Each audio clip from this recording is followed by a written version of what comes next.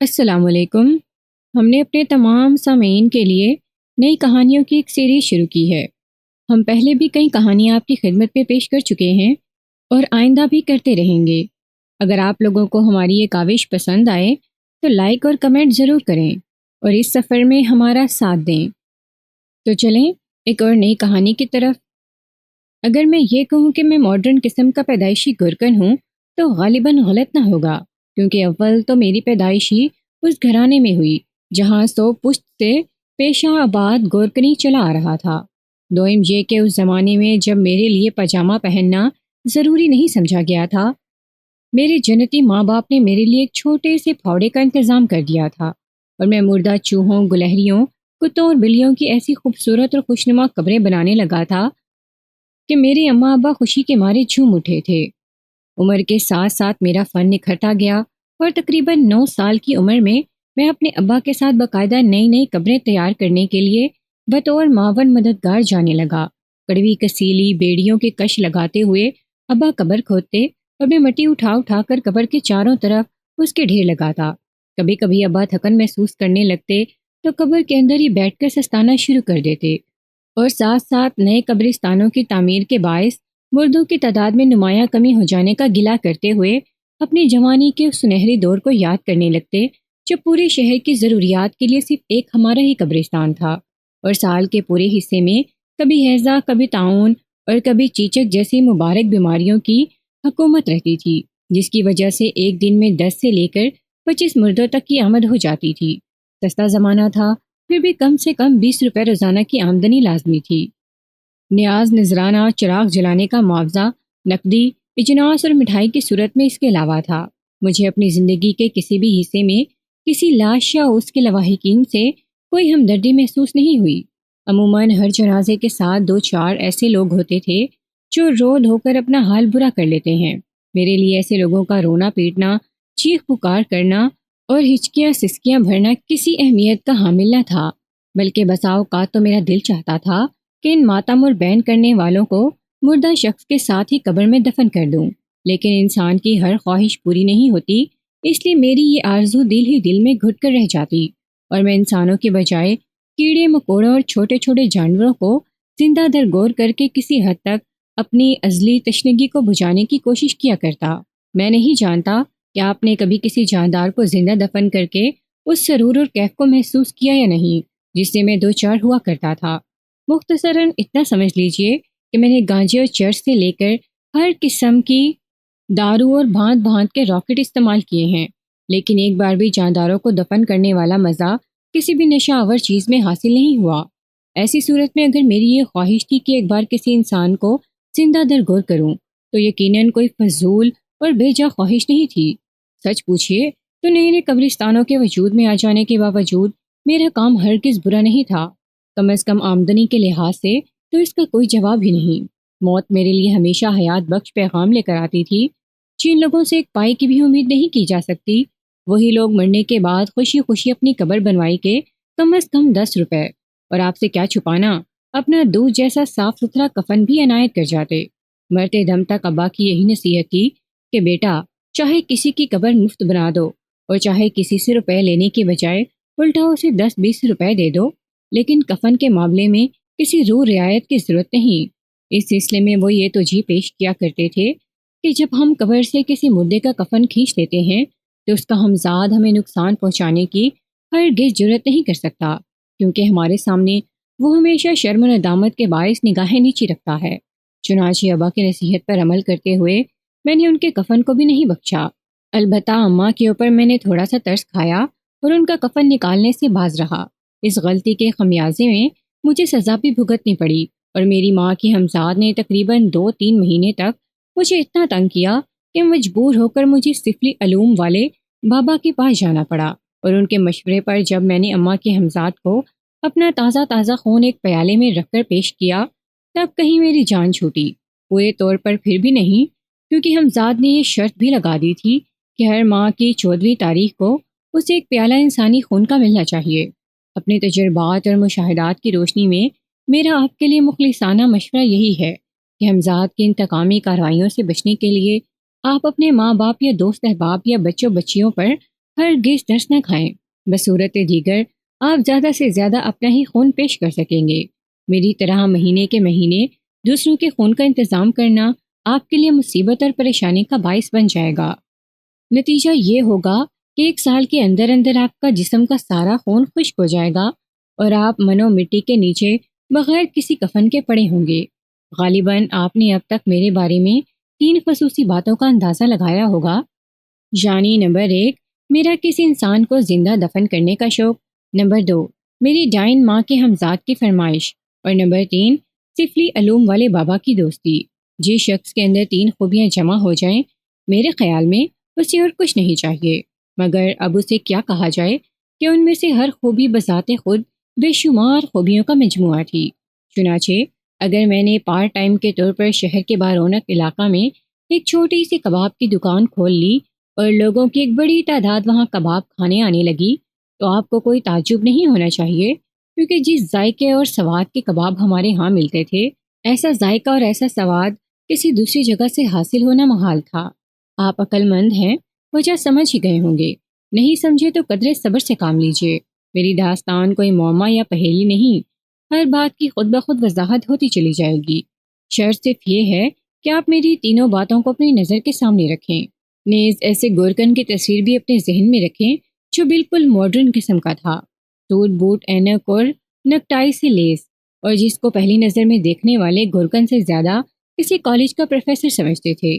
سفلی علوم والے بابا کا شاید میں نے آپ سے تفصیلی تعارف نہیں کروایا، موصوف 2 دوستوں میں دشمنی کرانے، کسی کو اس کے عہدے سے معطل یا معزول کرانے اور میاں بیوی کے درمیان ناچاکی کرانے میں اپنا جواب نہیں رکھتے تھے۔ ممکن ہے ان میں کچھ دیگر خصوصیات بھی ہوں، مگر عام طور پر ان کے پاس مردوں اور عورتوں کی صرف انہی 3 کاموں کے لیے دھاک بندی رہتی۔ ہر مہینے انہیں اپنے عمل کو تازہ کرنے کے لیے کسی مردے کی کھوپڑی کی ضرورت ہوتی تھی۔ میری اور ان کی ملاقات اور دوستی کی بنیاد بھی یہی تھی۔ میں ماہ بے ماہ بڑی پابندی کے ساتھ ان کے پاس ایک عدد کھوپڑی پہنچا دیتا، وہ رات بھر جادو جگاتے اور صبح کو ایک پارسل کی صورت میں وہ کھوپڑی مجھے واپس کر دیتے، جسے میں جوں کا تو قبر میں ڈال دیتا۔ شروع میں انہوں نے مجھے معاوضہ بھی دیا، لیکن جب میں اپنی ماں پر ترس کھانے کے جرم میں باقاعدہ ان کا گاہک بن گیا تو وہ پیسوں کی بجائے اپنی قیمتی مشوروں سے مجھے سرفراز فرمانے لگے اور گاہے بگاہے ایک آدھ تعویذ گھنڈے کے ذریعے اپنی خلوص اور اپنی محبت کا ثبوت بھی وہاں پہنچاتے۔ یہ تو یاد نہیں کہ کباب کی دکان کھولنے کا مشورہ بابا نے دیا یا اماں نے، یا یہ ترکیب میرے اپنے ذہن میں آئی۔ تاہم 1 پینٹ 3 کاج اماں کو تازہ خون ملنے لگا، بابا کے پاس کھوپڑی پہنچنا شروع ہو گئی اور میری دکان کے کباب دور دور سے خراج تحسین وصول کرنے لگے۔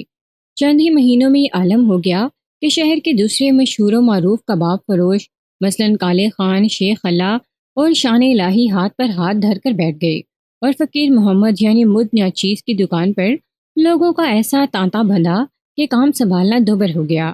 ہر تجارت کے کچھ راز ہوتے ہیں، لیکن آپ سے پتہ نہیں کیا بات ہے، کوئی چیز ڈھکی چھپی رکھنے کو جی نہیں چاہتا۔ آپ یہ ہرگز نہ سمجھیں کہ میں گائے کے علاوہ کسی دوسرے جاندار کا گوشت استعمال کیا کرتا تھا، جی نہیں، ایسی کوئی بات ہرگز نہیں۔ آپ اپنے دل میں ایسا کوئی شک بھی نہ لائیں۔ ہاں، البتہ گوشت کے مثالے میں ہر 5 سیر پر 1 چٹان کے حساب سے تھوڑا سا انسانی گوشت شامل کر لیا جائے تو کباب صحیح معنوں میں کباب کہے جا سکتے ہیں، اور اس طریقے پر آپ کو کچھ زیادہ محنت بھی نہیں کرنی پڑے گی۔ مہینے میں صرف ایک ایسے شخص کا انتظام کرنا ہے جس کو مثالے کے طور پر استعمال کیا جا سکے۔ ایک اوسط درجے کا پاکستانی نوجوان بآسانی 1 مہینے تک استعمال کیا جا سکتا ہے، لیکن اگر کوئی لڑکی ہو تو وہ خواہ کتنی ہی دبلی پتلی اور ہلکی پھلکی کیوں نہ ہو، آپ اسے 2 مہینے تک مثالے میں استعمال کر سکتے ہیں۔ اس صورت میں آپ کو نسخے میں تھوڑی سی ترمیم کر کے ہر 5 سیر پر صرف پاؤ چھٹانگ گوشت ملانا پڑے گا۔ اس سے رتی بھر بھی مسالہ زائد ہوا تو کبابوں میں ایسی تلخی اور ایسا کڑوا پن آ جائے گا کہ لوگ تھو تھو کرتے پھریں گے اور آپ کی تجارت 2 ہی دن میں ختم ہو جائے گی۔ میں نہیں جانتا کہ آیا آپ واقعی یہ کاروبار شروع کرنے کا خیال رکھتے ہیں یا نہیں، البتہ اپنے تجربے کی ساری باتیں آپ کو اول تاخیر بتائے دے رہا ہوں۔ میں نے کبھی بذات خود کسی شخص کا انتظام نہیں کیا۔ یہ عمل سفلی عمل والے بابا کا تھا کہ وہ ہر ماہ پابندی کے ساتھ اپنی کسی دور دراز علاقے کے مرید کو قبرستان میں لے آتے۔ میرے کام کو زیادہ سے زیادہ آسان بنانے کے لیے وہ مرید کے ہاتھ اور منہ کو پہلے ہی باندھ دیتے۔ وظیفہ کچھ اس قسم کا تھا جسے صرف سانس کے ذریعے پڑھا جاتا ہے، اور بابا کے روحانی اسلام میں اسے پاس انفاس کہتے ہیں۔ میرا کام صرف اتنا تھا کہ اپنے پھاوڑے کے 2-3 ہاتھ مار کر اسے بے بس کر دوں، اور پھر پہلے سے تیار شدہ قبر میں اسے ڈال کر اپنے بچپن کے آرزو کو پورا کروں۔ اگر آپ کا حافظہ برا نہیں تو آپ کو یاد ہوگا کہ میری آرزو کیا تھی، کسی زندہ شخص کو قبر میں لٹا کر اس کے اوپر مٹی ڈالنا۔ آپ شاید یقین نہیں کریں گے کہ مجھے اس کام میں کتنا لطف آتا تھا، خاص طور پر ایسے شخص کی اچھل کود انتہائی فرحت بخش اور روح افزا ہوتی تھی جسے ہوا کے بجائے خاک دھول سونگھنے کا شرف حاصل ہوتا تھا۔ ایک طرف سے میرا پھاوڑا اس کے اوپر مٹی ڈالتا تو دوسری طرف تڑپ تڑپ کر بھاگتے ہوئے شخص کے سر پر بھی پڑتا۔ اگر بیک وقت یہ دونوں کام انجام نہ دیے جاتے تو کسی کو زندہ درگور کرنا کم از کم مجھ جیسے شخص کے لیے ناممکن تھا۔ ایک بار تو ایک شخص نکل ہی بھاگا۔ میں نے سوچا اب آئی مصیبت، پولیس بھی آئے گی، عدالت میں بھی جانا پڑے گا اور گلے میں پھانسی کا پندہ بھی ڈالنا ہوگا، لیکن بجائے پولیس کے بابا آئے۔ پہلے تو خوب بگڑے کہ آئے ہوئے شکار کو نکال دیا، پھر خوب ہنسے کہ وہ شخص مجھے اپنے وظیفے کا موکل سمجھ بیٹھا تھا اور یہ سوچ سوچ کر ڈر رہا تھا کہ وظیفہ غلط ہو جانے کے باعث کہیں موکل اسے مار نہ ڈالے۔ بابا نے رد بلیات کا تعویذ دیا، تب کہیں اس کی جان میں جان آئی۔ بہرحال ملاحظہ فرمایا آپ نے، میرا طریقہ کار بس ادھر میں نے کسی شخص کو دفن کیا اور ادھر سے دوڑی میری ماں اس کا خون پینے کے لیے۔ وہ خون پی کر فارغ ہوئی کہ بابا اپنا عمل جگانے کے لیے کھوپڑی لینے آ گئے۔ بابا فارغ ہوئے تو میں چھری چاقو لے کر اپنے مشہور و معروف کبابوں کے لیے مثالہ حاصل کرنے بیٹھ گیا۔ میرے فارغ ہونے کے بعد اس مردے پر کیا گزرتی تھی، اس کے بارے میں ایک عاقل و دانا پہلے ہی کہہ گیا ہے کہ قبر کا حال مردہ بہتر جانتا ہے۔ قرض کی زندگی بڑے مزے میں گزر رہی تھی۔ ہر دن یوم عید تھا اور ہر رات شب برات۔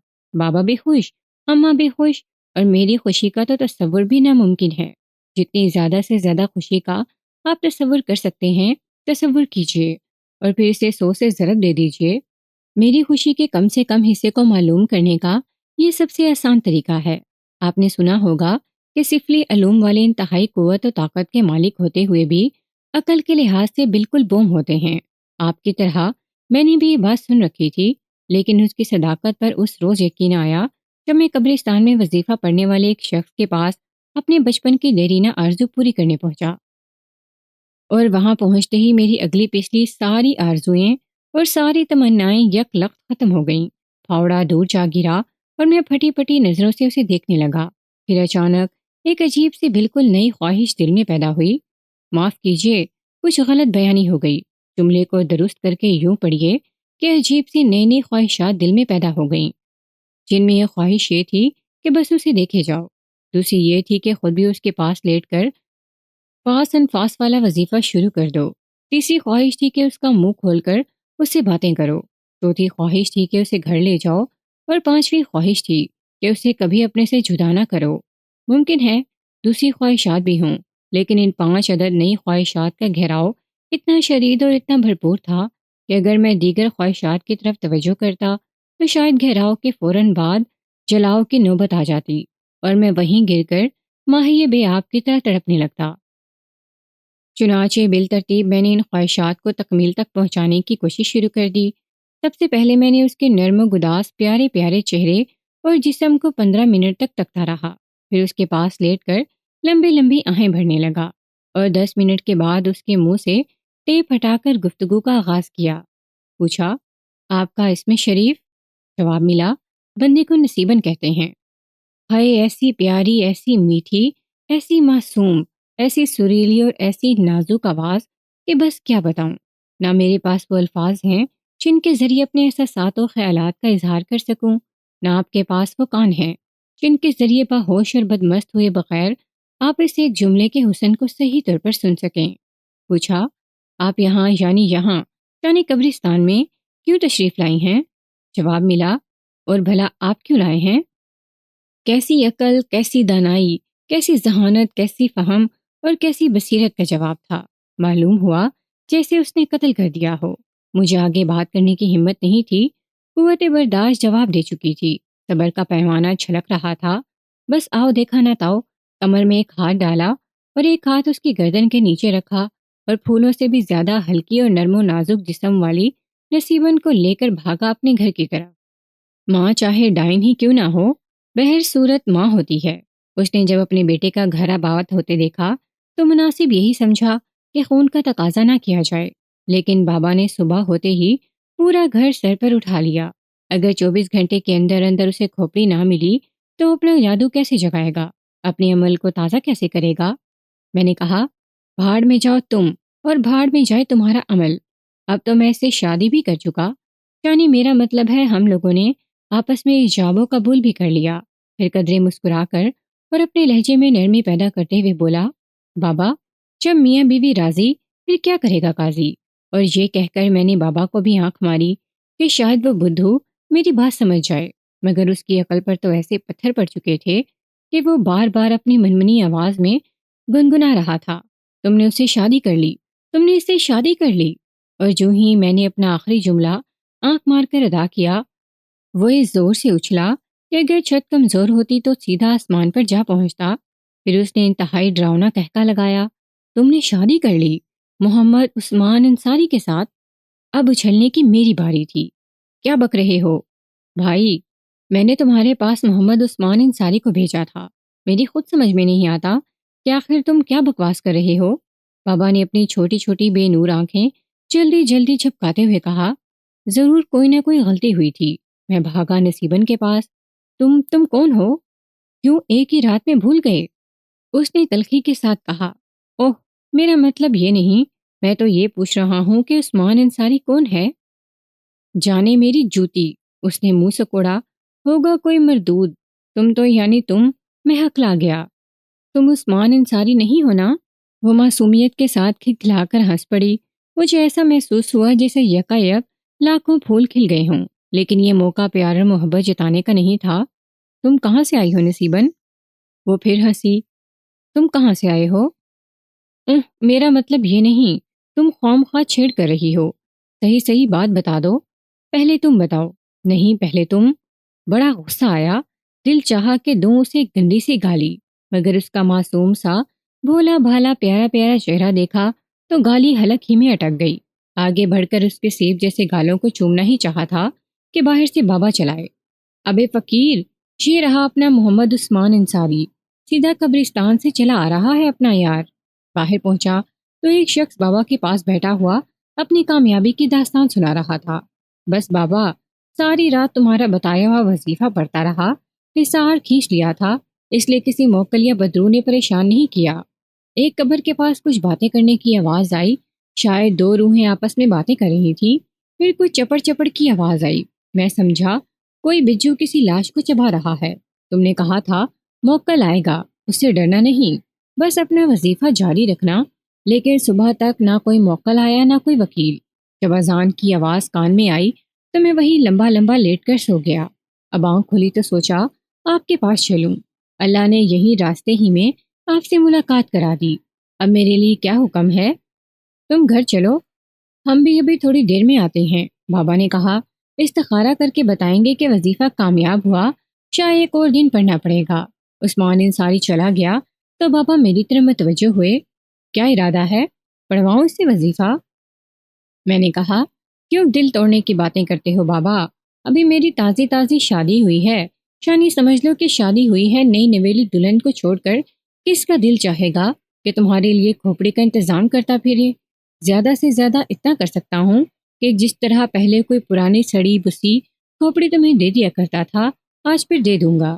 میرا کام تو بن جائے گا، لیکن تمہاری دکان کے لیے مسالہ کہاں سے آئے گا؟ میں بند کر دوں گا سالی دکان کو۔ بغیر سوچے سمجھے میں نے فیصلہ سنا دیا، میرے گزارے کے لیے اب ایک کام کافی ہے، بس 3-4 جنازے روز آتے ہی رہیں، میرے لیے بہت ہیں۔ اچھا بھائی، جیسے تمہاری مرضی۔ بابا اٹھ کھڑے ہوئے، شام کو کھوپڑی بھیجنا مت بھولنا۔ بابا کے جانے کے بعد میں گھر میں اپنی نصیبن کے پاس پہنچ گیا۔ دن ڈھلنے تک ہم لوگوں میں پیار بھری نوک جھونک ہوتی رہی، پھر میں اسے قبرستان کی سیر کرانے لے گیا۔ مغرب تک ہم لوگ قبرستان میں ٹہلتے رہے۔ ابا کی قبر پر فاتحہ بھی پڑھی، ماں سے ڈر لگتا تھا اس لیے اس کی قبر پر جانے کی ہمت نہ پڑی۔ کون جانے نصیبن کو دیکھتے ہی خون کا مطالبہ کر بیٹھے۔ رات گھر پر ہی چین اور آرام کے ساتھ گزری۔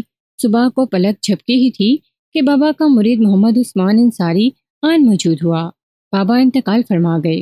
اس نے بھرائی ہوئی آواز میں کہا، مرتے وقت وہ بار بار تمہارا نام لے لے کر کھوپڑی کھوپڑی چلا رہے تھے۔ ان کی آنکھیں باہر کو نکل آئی تھیں، ایسا لگتا تھا جیسے کوئی ان کا گلا دبا رہا ہو۔ ساری بات میری سمجھ میں آ گئی۔ میں نصیباً کی آغوش میں پہنچ کر بابا کو اپنا عمل جگانے کے لیے کھوپڑی مہیا کرنا بھول گیا تھا، جس قوت کو وہ کھوپڑی کے ذریعے اپنے قابو میں رکھتے تھے۔ میری ذرا سی کوتاہی سے وہ گزشتہ شب آزاد ہو گئی اور اس نے بابا کو گلا گھونٹ کر ہمیشہ کے لیے ختم کر دیا۔ سچ ہے، برے کام کا نتیجہ ہمیشہ برا ہی نکلتا ہے۔ میں نے نصیباً کو یہی بات بتائی تو وہ بہت ناراض ہوئی۔ بابا کو برا کہتے ہو؟ خود اپنے گریبان میں منہ نہیں ڈالتے؟ کبھی اپنے کرتوت بھی دیکھے؟ میں حیرت سے اس کا چہرہ تکنے لگا۔ چند گھنٹے اسے میرے پاس آئے ہوئے ہوں گے، لیکن ایسی باتیں بتا رہی تھی جیسے جنم جنم سے میرے ساتھ رہی ہو۔ تمہیں میرے کرتوتوں کے متعلق کیا معلوم؟ مجھ سے زیادہ تمہارے کرتوتوں سے کون واقف ہو سکتا ہے؟ اس نے کہا، بھلا تم مجھے ایک غیر لڑکی کو جس سے تمہاری کوئی واقفیت نہیں اپنے گھر اٹھا کر کیوں لائے؟ کون جانے اب تک کتنی لڑکیاں تمہارے بستر کی زینت بن چکی ہوں گی۔ میں نے سکون اور اطمینان کی گہری سانس لی۔ شکر ہے اسے میرے اصل کرتوتوں کے متعلق کوئی علم نہیں۔ یہ تو محض عام عورتوں کی طرح جھوٹ موٹ ٹوٹنے والی بات ہے کہ کوئی انہیں منائے۔ ایسے موقعوں پر آپ تو جانتے ہی ہوں گے، صرف ایک پیار ہی کافی ہوتا ہے، جس کے ساتھ ہی ساتھ سارے گلے شکوے ہوا ہو جاتے ہیں اور دو دل نسبتاً زیادہ تیزی سے دھڑکنا شروع کر دیتے ہیں۔ اور چونکہ یہ بات مجھے بھی معلوم تھی، اس لیے جلدی ہم دونوں شیر و شکر ہو گئے۔ نصیباً کی آمد میری کبابوں کی دکان کے لیے جامد ثابت ہوئی۔ میرا مطلب تو آپ سمجھ ہی گئے ہوں گے کہ جب صحیح مسالہ دستیاب نہ ہو سکے تو روکے پھیکے کبابوں کی کھپت کیسے ہو سکتی ہے؟ تاہم اگر آپ سنجیدگی کے ساتھ اس قسم کی کوئی دکان کھولنا چاہیں تو آپ کے لیے میرا مخلصانہ مشورہ یہی ہے کہ ضرور کھولیے۔ چشمے ماں روشن، دل ماں شاد، لیکن زیادہ تیزی دکھانے کی ضرورت نہیں۔ ذرا آخر تک میری کہانی پڑھ لیجئے۔ اس کے بعد بھی اگر آپ اپنا فیصلہ نہ بدلیں تو آپ جانیں یا پولیس جانے، ہمیں آپ دونوں کے تعلقات وسیع ہونے پر کیا اعتراض ہو سکتا ہے؟ البتہ دعا ضرور کریں گے کہ ان تعلقات میں وسیع سے وسیع تر اور وسیع سے وسیع ترین اضافہ ہو۔ خیر صاحب، چھوڑیے ان باتوں کو، میری داستان سنیے۔ شادی خواہ باقاعدہ ہو اور خواہ بے قاعدہ، اس کا انجام عموماً چیں چیں اور ری ری کرتے ہوئے ایک بچے کی صورت میں ظاہر ہوتا ہے۔ چنانچہ 1 سال کے بعد آپ کی دعاؤں کی برکت سے میں بھی ایک عدد ننھے منھے ماشاءاللہ کا ابا بن گیا، اور اس کے اگلے ہی سال میں نے اپنے ماشاءاللہ کے ذوق و شوق کو دیکھتے ہوئے اس کے لیے ایک چھوٹے سے پہاڑے کا انتظام بھی کر دیا۔ اپنے منھے منھے ہاتھوں سے وہ ایسی پیاری پیاری قبریں بناتا کہ میرے دل کی کلی کلی کھل جاتی۔ پھر ایک دن جانے کہاں سے وہ گلہری کا ایک بچہ پکڑ لایا، اس کے گلے میں رسی باندھ کر اس نے اپنی بنائی ہوئی قبر میں کیل سے جڑ دیا، اور پھر بہت ہی پیارے انداز میں اپنے دونوں ہاتھوں سے اس پر مٹی ڈالنے لگا۔ اس کا خوبصورت سا چہرہ گلہری کی اچھل کود پر گلنار ہو گیا۔ ایسا معلوم ہوتا تھا گویا اسے کوئی بہت ہی بڑا خزانہ ہاتھ آ گیا ہو۔ اس کے اس جذبے کو دیکھ کر مجھے اپنی گزری ہوئی زندگی کی ساری باتیں، ساری خوشیاں یاد آ گئیں۔ ہاں، کبھی میں بھی لوگوں کو زندہ دفن کر کے ان کی اچھل پھاند دیکھ کر خوش ہوا کرتا تھا، لیکن اس نصیباً نے میری ساری خوشیوں کو ملیا میٹ کر کے رکھ دیا۔ مجھے نصیباً پر غصہ آنے لگا۔ یہ منحوس عورت کہاں سے ٹپک پڑی؟ کیسی اچھی مزیدار زندگی گزر رہی تھی۔ مہینے میں کم سے کم ایک بار کسی نہ کسی کو زندہ دفن کر کے اس کے تڑپنے اور ادھر ادھر جسم کو تھرکتے ہوئے دیکھنے اور ہوا کے بدلے خاک میں خاک دھول گھسنے کا لطف تو آ ہی جاتا تھا۔ ہائے نصیباً، تو نے میری خوشیاں، میری مسرتیں چھین لیں۔ اب تو مجھے یہ بھی یاد نہیں رہا کہ زندہ درگور ہونے والا شخص ہاتھ اور منہ بند ہونے کے باوجود اپنے پورے جسم کی طاقت لگا کر کن کن انوکھے اور دل نشین طریقوں سے اپنی قبر سے باہر نکلنے کی کوشش کیا کرتا تھا۔ نصیباً بھی سامنے بیٹھی ہوئی ماشاءاللہ کی اس دلکش حرکت پر خوش ہو رہی تھی۔ اچانک اس کے ہونٹوں کو جنبش ہوئی اور اس نے بڑبڑاتے ہوئے کہا، بالکل اپنے ابا ور گیا ہے۔ مجھے اپنے سینے میں ایک تیر سا چبھتا ہوا محسوس ہوا۔ تمہیں کیسے معلوم ہوا؟ وہ ہنسی۔ کیوں؟ کیا تم اپنے بچپن میں ماشاءاللہ جیسی شرارتیں نہیں کرتے تھے؟ کیا بڑے ہو کر ہر مہینے ایک آدمی کو زندہ دفن کرنے کا لطف نہیں اٹھاتے تھے؟ کیا اس آدمی کا خون تمہاری ماں نہیں پیتی تھی؟ میں نے اس کے دونوں کندھے پکڑے اور اسے زور سے جھنجھوڑ ڈالا۔ کون ہو تم؟ سر سے پاؤں تک کانپتے ہوئے میں نے کہا، کون ہو نصیباً، تم کون ہو؟ اس کے چہرے پر ایک عجیب سی روشنی پھیل گئی۔ چند لمحوں تک وہ میری آنکھوں میں آنکھیں ڈالے دیکھتی رہی، پھر اس کی خد و خال نے اپنی شکل بدلنا شروع کر دی۔ تھوڑی ہی دیر کے بعد وہ میرے چہرے پر آنکھیں گاڑے ہوئے پوچھ رہی تھی، پہچانا مجھے؟ میں نے انتہائی سعادت مندی کے ساتھ اپنا سر ہلایا۔ ہاں، لیکن تم تو مر گئی تھی۔ نہیں، میں نہیں مر سکتی۔ جب تک میری اولاد مجھے انسانی خون پلاتی رہے گی، میں زندہ رہوں گی۔ میں خون پی کر جوان ہوتی چلی جاؤں گی، یہاں تک کہ ایک روز مجھے خون پلانے والا اپنے خوابوں کی ملکہ بنا کر اپنے ساتھ لے آتا ہے۔ پھر میں اس کے بچے کی ماں بن جاتی ہوں۔ میری جوانی ڈھلنا شروع ہو جاتی ہے اور ایک بار پھر تازہ انسانی خون کی تلاش میں مجھے کسی قبر کی پناہ لینی پڑتی ہے۔ 1000 سال سے اوپر کا عرصہ ہو گیا، میں وہی ہوں، تمہارے باپ کے لیے بھی، تمہارے لیے بھی، اور ماشاء اللہ کے لیے بھی۔ میں اس سے زیادہ کچھ نہیں سن سکا، اور اب سننے کے لیے رہ بھی کیا گیا تھا۔